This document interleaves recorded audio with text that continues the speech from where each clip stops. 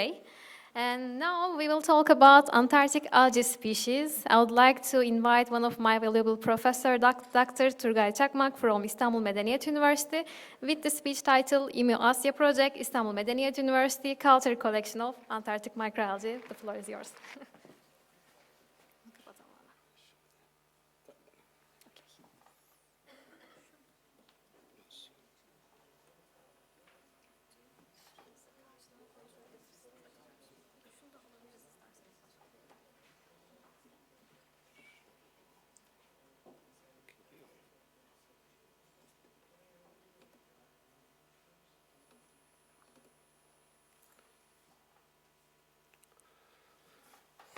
So this presentation is going to be all about a cryophylic microalgae culture collection that we started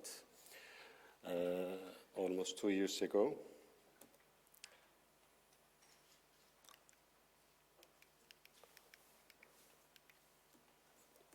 It doesn't work.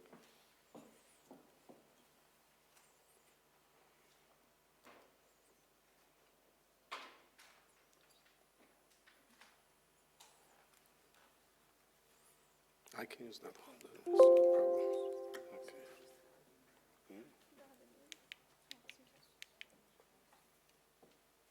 Spoiler. Okay. So the microalgae biobanks are important for fundamental and biotechnological researchers. And there are several microalgae biobanks in different countries, ruled by different research groups from Australia, Japan. You see good examples in Germany, United States, and United Kingdom, France, and there are also some specific culture collections that host some specific types of organisms. When it comes to microalgae, there are some culture collections saving extremophilic microalgae, extremophilic algae, and the culture collection of cryophylic algae is one of them. So they also, they are the pioneer in this field. They have made several field research to save different cryophylic microalgae, and actually ours is the culture collection of IMU-ASYA follows the culture collection of cryophylic algae.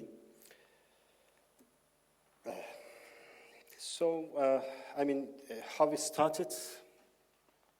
The Scientific and Technological Research Council of Turkey started a new initiation in 2016. They established a new institute called Polar Research Institute. At that year, Turkish Antarctic expedition started. So this year they make 7th Antarctic expedition. And in the first Antarctic expedition, a group of scientists from Turkey, they went, they tried to discover, they tried to find out a place for a Turkish base to be built, and they, if I can, I'm not comfortable there, so I don't know if, it's like, I cannot see the screen properly, and if I can handle, okay, all right. So they decided that this island, Horseshoe Island, can be a home to Turkish researchers.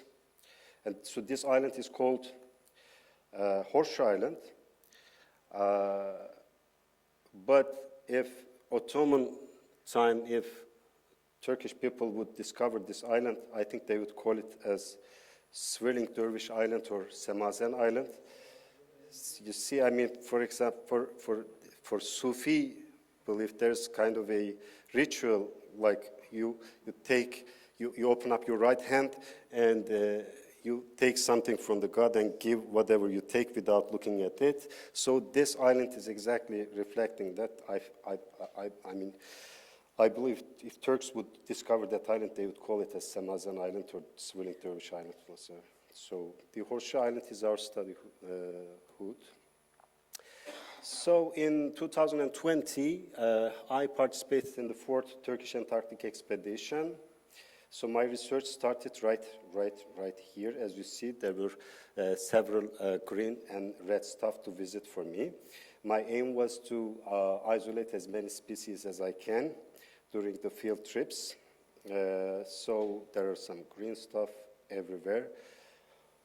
So this is Horseshoe Island, and there was 2 spots, Dismal Islands and Horseshoe Island. The Dismal Island was 70 miles away from Horseshoe Island. So Horseshoe Island is positioned in northwestern part of Antarctica, in Margaret Bay, in Antarctic Peninsula.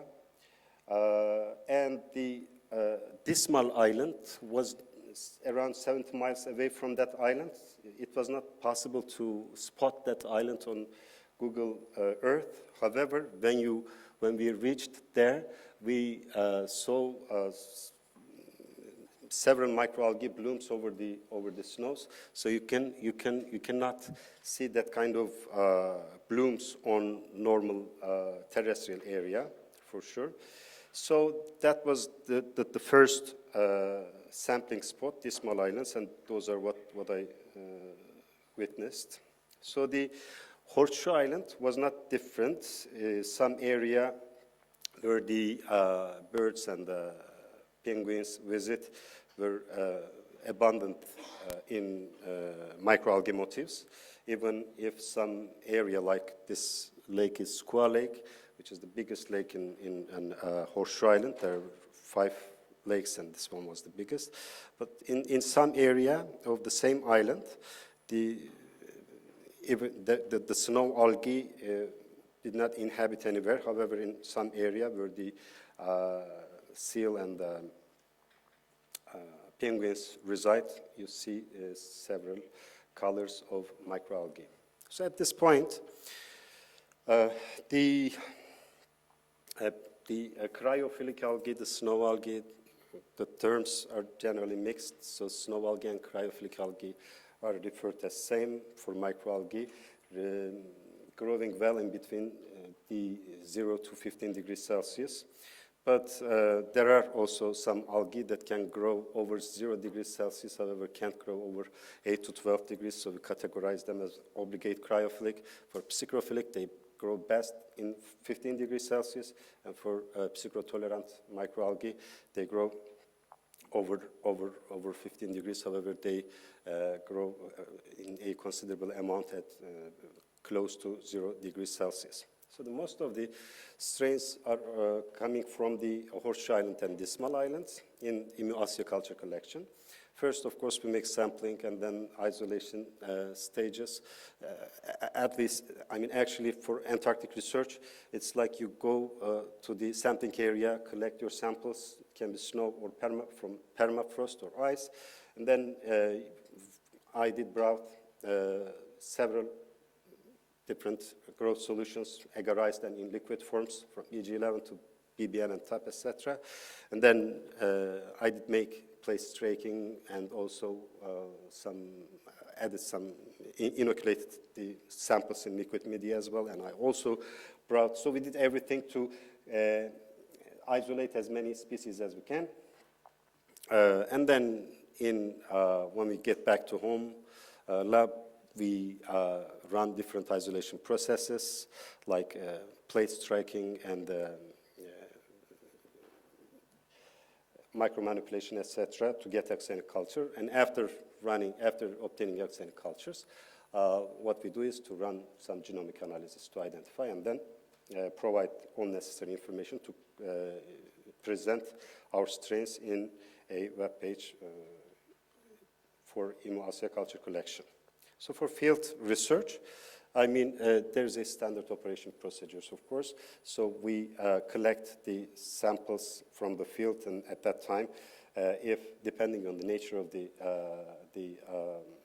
ice, the microalgal bloom,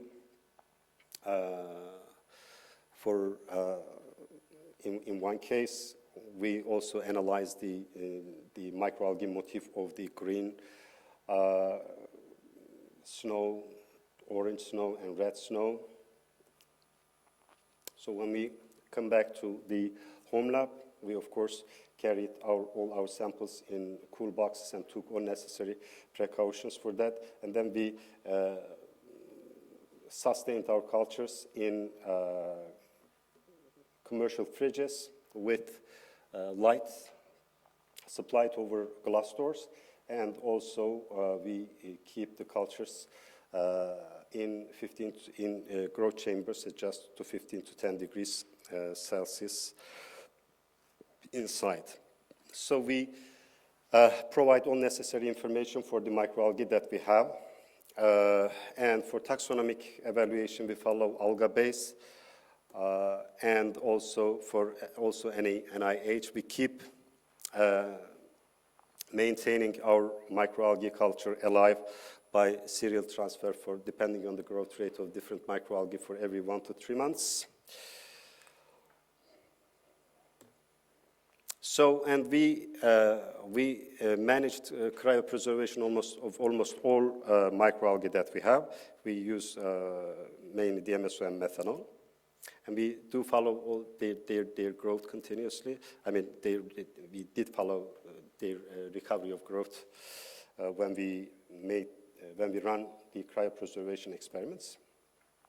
Okay, so the diversity of the cryophilic algae that we have is presented here, and on the right-hand side, the culture collection of cryophilic algae in Göttingen. They have several microalgae. They started their microalgae culture collection in 1999, and they have over 400 different specimens. And as you see here, they made several Antarctic expeditions, I think 7, that's the last number. So they have around 100 different strains. Mostly they got their strains from Svalbard. For our trip, we managed to obtain almost 62 different axenic cultures from 26 different genera. And 61% of the microalgae that we have are psychrotolerant, 24% are psychrophilic, and also we have considerable amount of mesophilic strains that we isolated from Antarctic continent. Of course, we do run phylogenetic analysis, but at this point, I would like to show you, introduce you our web page, so you can check the strains in detail. We provide the ID cards of the strains we provide the geographical information. A Google map salutes you when you open up this page, and then we provide the strains. We present our strains over here. You can check our culture collection. When you click on any of them, you can reach the ID cards giving the taxonomical information and geographical details, as well as the NCBI accession numbers for genomic information. So general maintenance conditions, and also the pictures where the microalgae were sampled.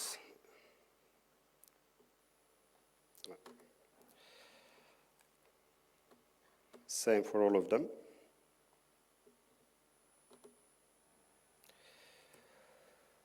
So the cryophilic algae are interesting as bioresource for industrial applications. For example, for Turkey, this is having this kind of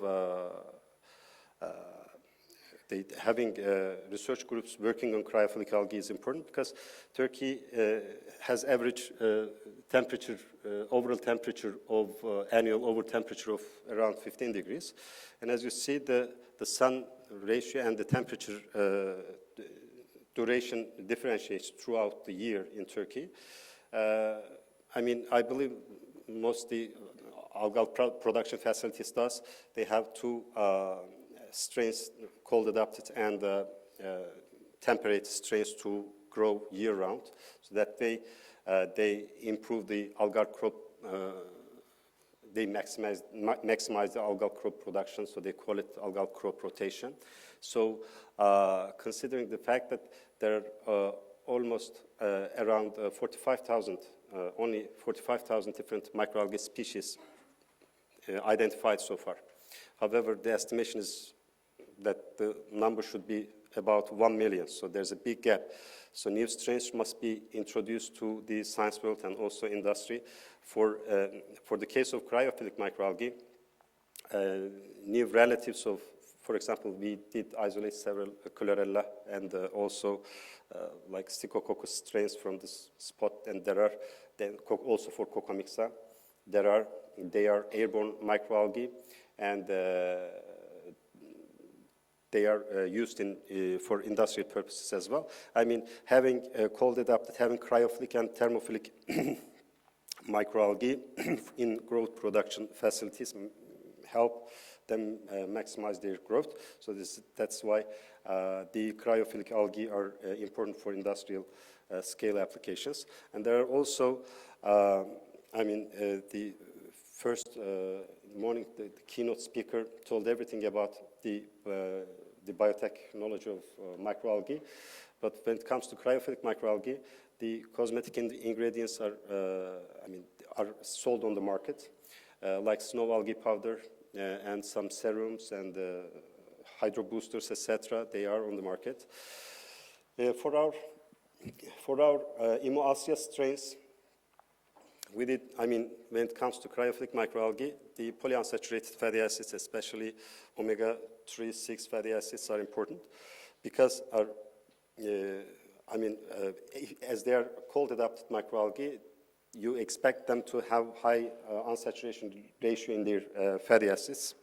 So we did check for our microalgae culture collection, all microalgae, we did check the PUFA contents, and we found out some candidates for large-scale PUFA production. The name of the strain is Chloridium saccharophyllum. Another important subject for cryophilic algae is that UV-absorbing substances from cyclotolerant snow and permafrost microalgae. Those UV-absorbing substances are extracted, are defined in cyanobacteria, in bacteria, in fungi, and for the microalgae, only the some cryophilic microalgae in Trabuxiophis class has been reported to have UV-absorbing substances. For our case, in our culture collection, we screened out the UV-absorbing substance production potential of our microalgae. So what we do is to make methanol-based extraction of the UV-absorbing substance extraction, and then pass them into water and measure the UV absorbance. So there's only water and UV-absorbing substances with normal cells.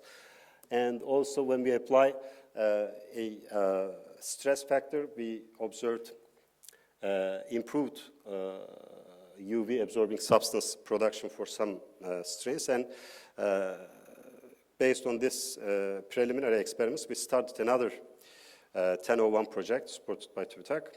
And we have started to work on UV-absorbing substance extraction from the Antarctic microalgae that we have in our culture collection. I mean, back only 2 years ago, there was no one working on cryophilic microalgae in Turkey.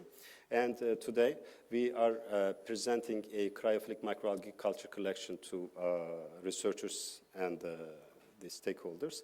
So the IMU-ASYA is a home to considerable diversity of mainly cryophilic algal isolates. So we aim to provide new relatives of chlorella to food supplement sector, because we do have some strains that grow pretty well, chlorella-like strains that grow pretty well in cold conditions, and the nutritional values are not less than chlorella. However, in food sector, the only a handful of strains are approved as safe. So, and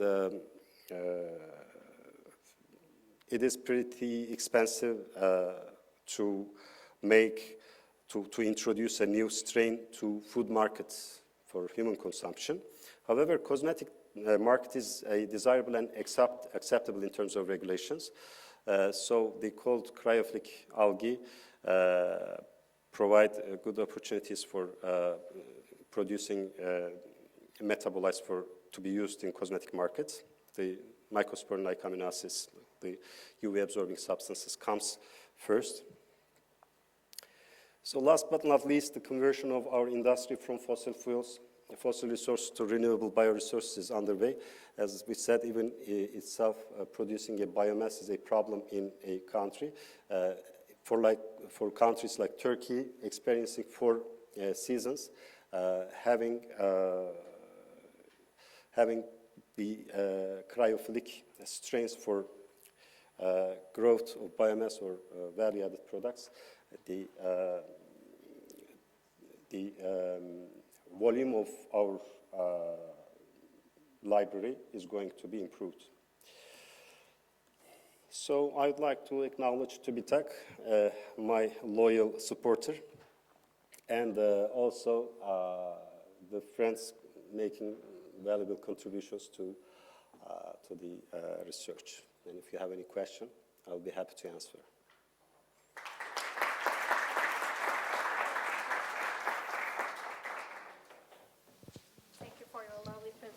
Thank you for your lovely presentation. If you want to ask any question. Thank you for the presentation. I was wondering, Sorry. Yeah. No. Oh, sorry. Okay, no. I was wondering, the strains, your isolates, how similar were they to those already in the databases? In other words, did you come across any new species? And are you planning on doing any metagenomic sequencing on the communities that you got those isolates? Thank you. Okay, so once we isolate, once we obtain our oxide cultures, we check them morphologically and also genomically. We run some genomic analysis, as I said. We blast our genomic DNA. So we do compare our blast results with others. We are not only making morphological analysis. We also have genomic data that we submit to NCBI systems, so we are following the similarities in between. More, we are, if blast results tell you the similarities with different microalgae that you have. For morphological analysis, morphological assessments, you have some criteria to give name to your strains. So at this point, we are not feeling free to give names to our strains that we have. We try to stick with the genera names. However, for the keen taxonomical analysis, we have our phylogenetic, we do make phylogenetic analysis. However, saying that offering a new strain to the literature is a study itself, and at this point we are not focused only on taxonomical issues, only genomic identification, morphological analysis, and some phylogenetic analysis, and then Otherwise, providing or focusing on pure taxonomical.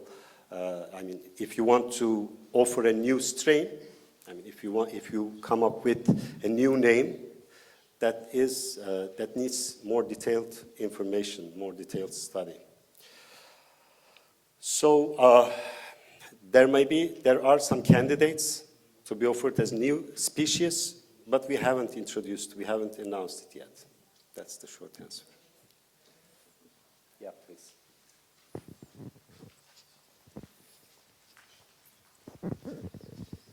So that brings me to the next obvious question, I think. So what's going to be, how are you going to run this biobank, this microalgae biobank? Are you going to make it available on request once you get axenic, non-axenic strains, I presume, but you're not at this stage yet? Yeah, we are at this stage. You are at this stage, so, yeah. Okay. So you've got axenic. Yeah, we do have most or of the non-axenic strains. That we have are all axenic strains. Super. And they are all defined at genomic level. So, however, so you've sequenced them, introducing a new species to the literature is kind of different work. So we're not. And you've got them sort of focusing on that website that you've showed. You've got the list of Also, what you have session numbers available. are given. All right. You first obtain arsenic culture and then make morphological analysis and then extract DNA. Okay. Make Sanger analysis and blast it and then check for phylogeny analysis. That's okay that's all fine for microalgae biobank. However, offering a new species to the literature needs more detailed information. That's what I'll say. Okay. Thank you very much. Thank you again for your lovely presentation and contribution to our conference.